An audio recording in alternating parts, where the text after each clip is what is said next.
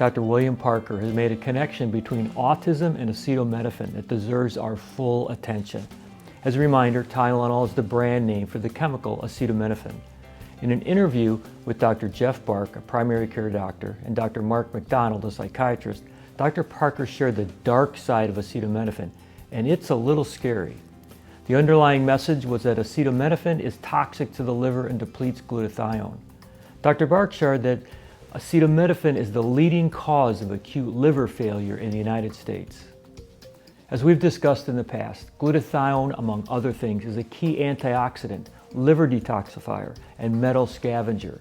Dr. Parker shared how Stephen Schultz, a dentist, had an autistic child and subsequently quit his practice to get a PhD to help his son.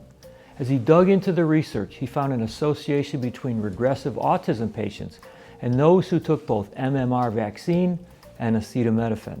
You can see a link to his book on the right.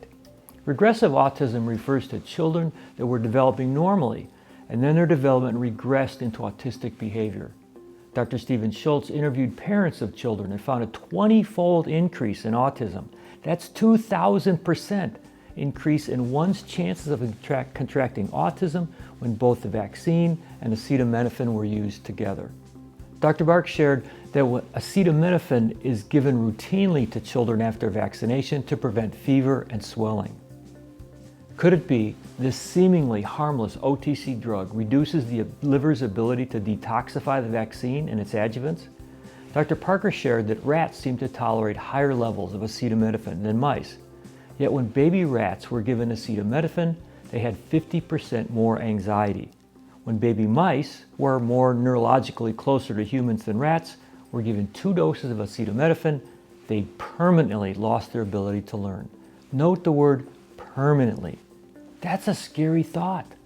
When asked if this drug could be approved in today's culture, Dr. Parker emphatically said no, not a chance.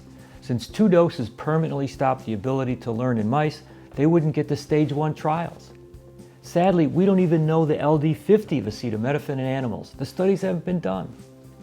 He shared that back in the 60s, docs knew it was bad for the liver, but they assumed it was safe for the brain. We now know acetaminophen targets the brain because it affects the hypothalamus to reduce fever. Over the years, it's become obvious that a baby is not a miniature adult. Dr. Parker shared that when acetaminophen is given to a child, the brain is the target as opposed to the liver. Dr. Parker also shared that several papers have been published citing when acetaminophen is given to adults, it decreases their social awareness. The main reason most people use acetaminophen is to reduce fever, especially in children. All agreed that fever is not the real danger and that fevers are actually protective. If you suppress a fever, the body's ability to fight the infection is suppressed. Fevers are known to increase outcomes for many infections, even into adulthood. In other words, let fevers proceed and allow the increase in temperature to assist the body in developing long-term resistance. But stay hydrated and don't use acetaminophen. Dr. Bark even went on to say that there's no evidence to show that Tylenol alleviates a dangerous fever. Speaking of fever, I learned years ago from a group of naturopaths that the body will increase temperature to mobilize calcium out of bone to support white blood cells in their fight against infection. And by supplying ionized calcium, temperatures are reduced. It's a strategy I've used with my grandchildren for years and have seen dramatic results. It doesn't stop the fever, but it brings it down to a more comfortable zone for kids and parents. To reduce fevers, I've used calcium citrate or calcium lactate mixed in elderberry syrup with success. See the link to the right for details. Dr. Mark McDonald emphasized the loss of glutathione when taking acetaminophen, and therefore the increase in liver failure. Just when your body needs glutathione to fight against the toxic effects of acetaminophen, it's no longer available. He also believes that acetaminophen makes respiratory infections worse. You need glutathione to combat the oxidative results from viral infections. He now uses NAC, which supports glutathione production instead of depleting it. He also mentioned that antibiotics reduce glutathione as well. Dr. Parker went on to say that most people can handle acetaminophen. That's why you hear statements like, "My kids took acetaminophen and they're fine."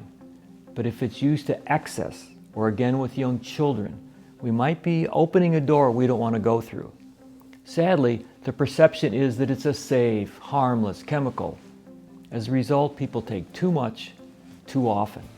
He shared a study that showed 15% of all doses of acetaminophen are overdoses. The underlying message is that acetaminophen is a drug and it has toxic side effects, but for some people has life-threatening effects. Thanks for watching. I look forward to being with you again next Tuesday.